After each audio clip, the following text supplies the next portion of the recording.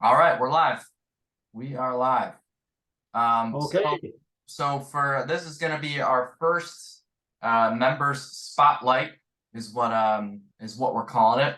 And the purpose of this is to get to know some of the members of the Michigan NAIFA Association, and especially the ones that have some experience under their belt. I thought it'd be good for people to hear you from. I think people would benefit from all ends of the spectrum, whether they're new in the business, they've been in for a while, or been in for a long, long time. So welcome, Dick. Thanks for being here. Well, thanks for scheduling me. I think that your attitude about benefiting all the members, any status in their career, we want to boost that. Yeah, absolutely. All right, so let's jump into it. First question I have for you is, what inspired you to pursue a career in financial services, and how has your passion for this evolved over time? Well, I was lucky enough to know a gentleman who joined Home Life, and we had been associates at Alcoa in kitchen utensil sales. And you know the name David McCulloch, an award winner in our NAIFA history. May he rest in peace. It took him 4 years, but he recruited me, and the attraction was, look at all the good you can do for people, improving their financial situation, providing more security for their family. And I think that attitude that David instilled in me all those years ago has evolved to the point where I'm willing to preach that message to anybody who would listen. All right, that's a good answer. So it sounds like a little bit of passion around helping people with their financials, securing their family. So in your experience now, what are some of the most significant changes that you've seen in your career in the financial services industry, and how have they really impacted your work and your ability to serve your clients? Well, I think the biggest change is eliminating silos. Back in the 70s, you had insurance agents, you had trust officers, you had stockbrokers, you had attorneys, you had CPAs. And now you've seen, especially with investments, you've seen a lot of merging happening. It has happened in all those professions.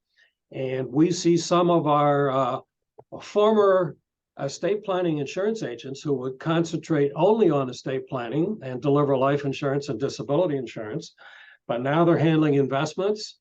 Some of them have become financial planners, and we have probably a lot more interaction with other professions who touch our clients' finances. And overall, it's probably been a good thing. As a matter of fact, where I started at Home Life Insurance Company, they would have nothing to do with investments until they bought an investment company. Yeah. They created their own broker-dealer. And so those changes impacting our work, I think that put us in a position where we can start off with financial planning, and we might wind up with product sales, we might wind up with assets under management, but typically for individual clients, we start off with financial planning, and for business owner clients, we start off with business continuity planning, which, by the way, there's no way to finish business continuity planning without legal documents and insurance. Yeah. So it's good when we can all cooperate and deal with each other, and remember that we all work for the client, regardless of our specialty. So tell me a little bit about your practice and maybe how those changes have impacted how you've marketed yourself, or maybe the type of clients that you have worked with in the past to now you've gotten to the point of now the kind of clients you work with. Well, I think the big change was to begin emphasizing financial planning, and you've read about the history. In the 70s and 80s, the financial planning movement got started and has grown tremendously. And now we have certified financial planners, maybe 80,000 of us, I believe. And quite a few of us started as insurance specialists. Some financial planners started as attorneys. Some were CPAs by trade. And I think what's happening is the public is better off because we have all these cross-marketing services. As far as our own practice here in East Lansing, the idea back in 1980 was, can we launch an agency that is locally owned, can branch out into investment advisory, and no offense to anybody as far as their employment status, but all of our personnel here at Financial Technology are employees of Financial Technology. And we have quite a few insurance company contracts. Obviously, with our broker-dealer, we have hundreds of investments available, and we have quite a menu to choose from. And I am convinced the clients appreciate that because they might come here for something as simple as a Medicare policy, and we have specialists here in the office. They might develop into a financial planning client where we wind up in investing their retirement account. And my idea was, can you have the group insurance employee benefits people cooperate with the financial planning people? In a lot of agencies, it just doesn't happen, but it really should. And I think after 42 years, we have evidence that it has worked at Financial Tech. Yeah. Yeah. So it sounds like you have a wide breadth of services, and it's kind of all under the umbrella of the Financial Tech company. Correct. Yeah. And of course, when you do that, you need to find a broker-dealer who allows for independent registered reps and investment advisors. And of course, there's more of those nowadays to choose from. Ours is Commonwealth, as you know, and we're very happy with the independence they give us. And ironically, we're also quite happy with their compliance department and their product selection department because they're keeping us out of trouble. Yeah, absolutely. So in your over the years of service that you've provided your clients, not only providing them with kind of it sounds like an under umbrella one-stop shop for all this kinds of stuff. How have you developed yourself so that you could be the best and better serve them? How have you sharpened your saw in regards to your expertise? Well, good question. We have, of course, when somebody starts with an agency or a big company, there are training programs. And I think we've all learned to pay close attention to those training programs. But then within a year, my managers persuaded me to go to the American College, and I signed up for the CLU, which is, of course, still there. And then several years later, the CHFC, also from the American College. And we could not really predict back in the 80s and 90s which designation would be the most accepted by the public and with our potential collaborators in law and accountancy. So I got the CFP diploma as well. Different college, but nowadays you can get that diploma through the American College. I'm sorry, I said diploma, it's a designation. Right. And I've stuck with the American College. I have the AIF diploma from, that's a different organization, but the retirement income specialist designation is from the American College. So that is a big endorsement for the educational institution that we, the agents, actually started back in the 20s. Yeah. And I think it's going strong, and I'm still a donor, and I'm still promoting people to collect those designations. And then 30 years ago, we got into continuing education as a requirement by the state, and many of our agents don't realize NAIFA created that. We were still NALU at the time in the 90s, but we went to the legislature in Michigan, and originally the Insurance Bureau, back then it was not a department, it was a bureau. The bureau was originally opposed to it because they were afraid the legislature would regard it as a fundraiser. And it certainly is a fundraiser, but we testified that the Bureau itself, the regulator, should collect and keep all the fees for educational. That's the class fees, that's the institutional fees, and that's the $1 per credit hour fee. And I think that's still true today. 30 years later, the Department of Insurance does keep the CE fees, and they do a pretty darn good job regulating the educators. Mm-hmm. Yeah, I also think that, not only all of that stuff in the background that's available to us as agents, from continuing education to the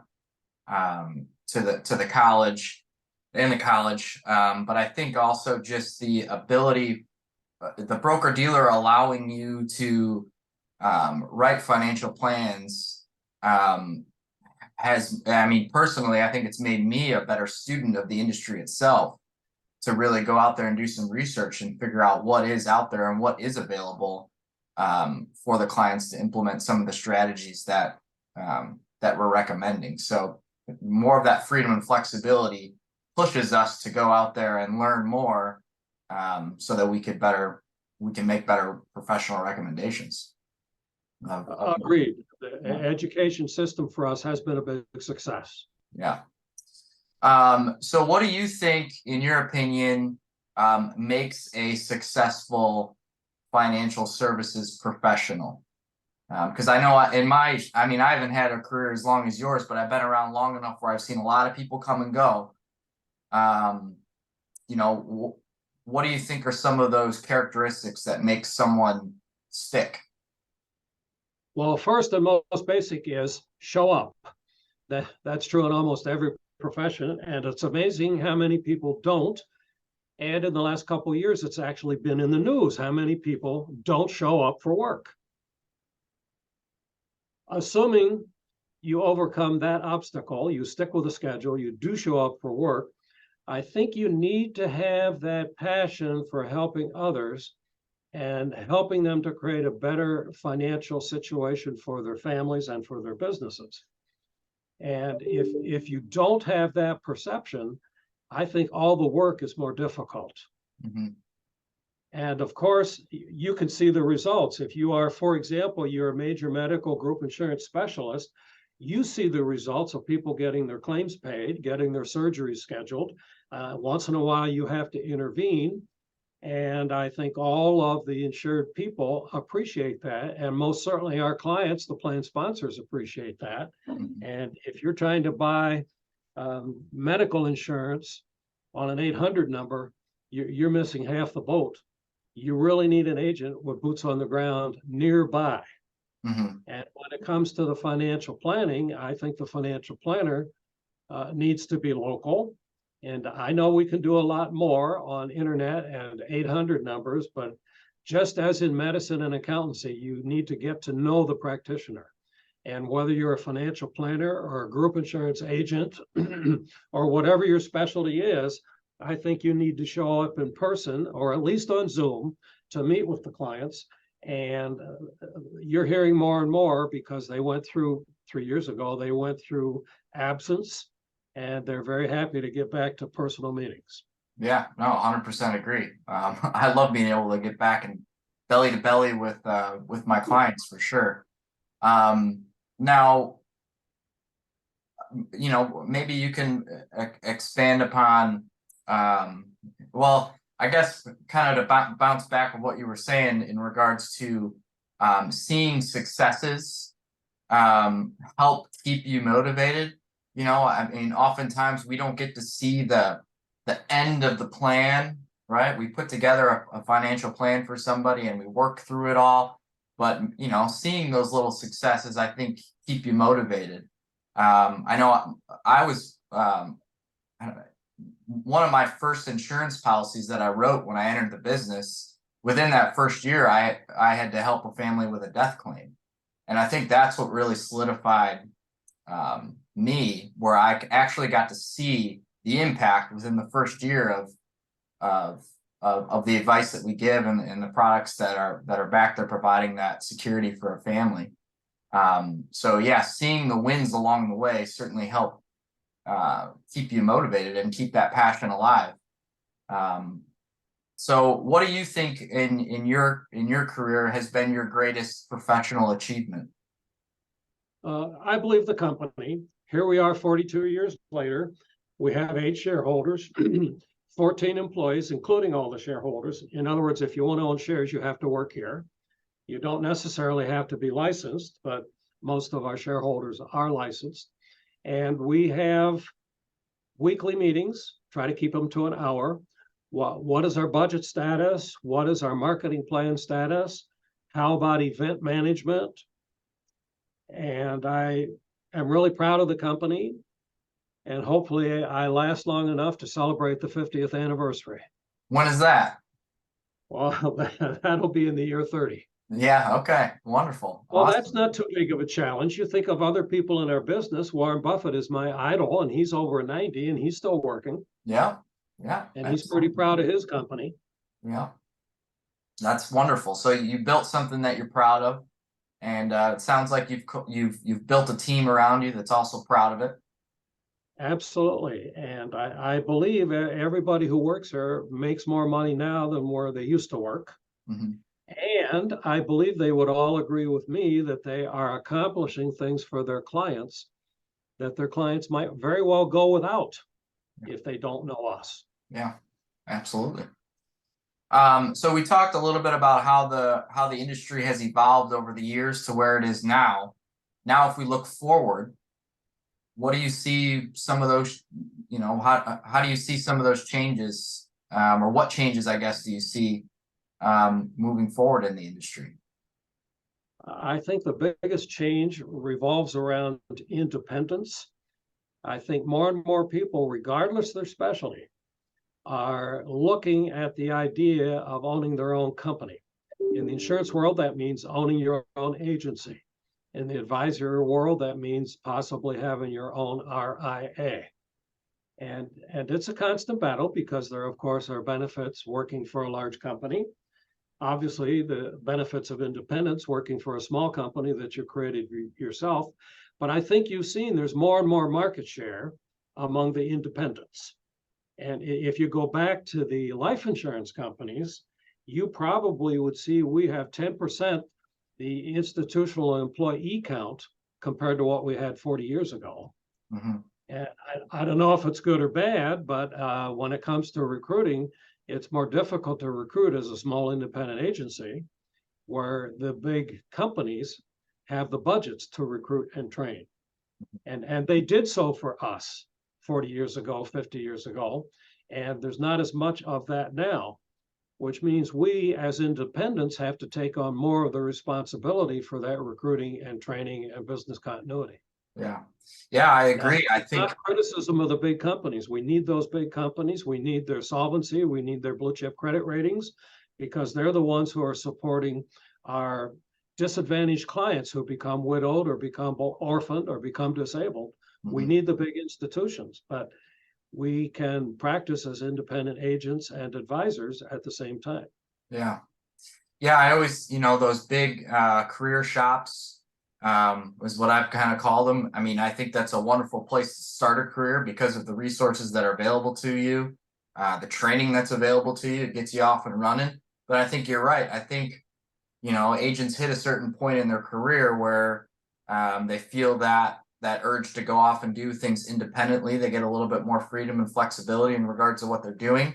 And you're right. If the majority of the financial advisors out there are going independent, well, now they have to start to carry the load a little bit in regards to bringing in that next generation and training them and getting them up and running. Yep. So I'd say there's certainly some opportunities and challenges ahead with that. And I tend to agree with you. And so, I practice what I preach. I'm sure you noticed at our convention last fall, my daughter was there and she works here. Yeah, right. Well, you had a lot of people there at the state conference. More than just family, right? I think, well, absolutely. I guess your employees are probably family to you.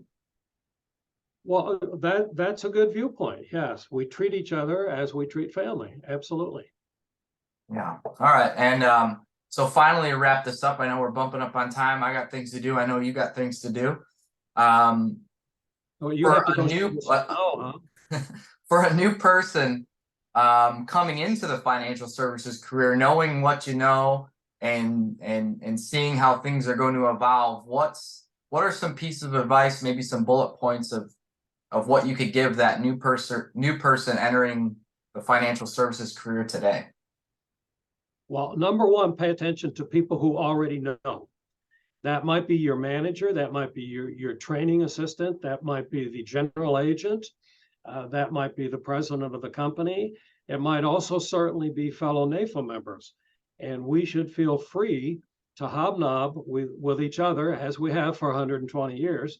And our work is not all advocacy. We're good at it. It's still important for our public, for us to be the lobbyists, but we're also very big on education and cross-training. And my friends in the business have taught me a lot, even if we might not have a financial connection. So that's rule number one, pay attention to the people who know. And second, pay attention to the educational opportunities that the society and the industry might offer, including CE, including COU, including CFP. None of those things are easy, but nobody told us this job would be easy. Nobody told your physician that his job would be easy. And if we're going to deliver for our public, we need to keep working on getting better educated. Yeah, I agree wholeheartedly. I think, you know, a lot of times a new person coming into the industry might view the fellow NAFA members as competitors, which is true in a sense, but I think when we work collaboratively together, you make the industry better as a whole for everybody. And when the industry is better for all of us, it's better for all of our clients. Absolutely. And aren't you glad your doctor doesn't have the attitude that other doctors are competitors? Because Yeah. their referral network is considerably stronger than ours. But I see our within our industry itself, our referral system has been getting better and more collaborative. And obviously, as you just said, that's good for our public. Yeah, 100%. All right, Dick. That's all the questions I had for you today. I appreciate you chatting with me a bit. And we will get this out to our members. So you have a wonderful rest of the day. And thanks for making the sacrifice to be our NAFA leader. And you're going to have a great year, and you've already started off very well. Yeah, my pleasure. Thank you very much. And today's a big day, so go green, right? Go white. That's right, baby. I'm a little nervous when you had 5 of the first 6. Yeah. The underdog won. We don't want that to happen today. Yeah, absolutely.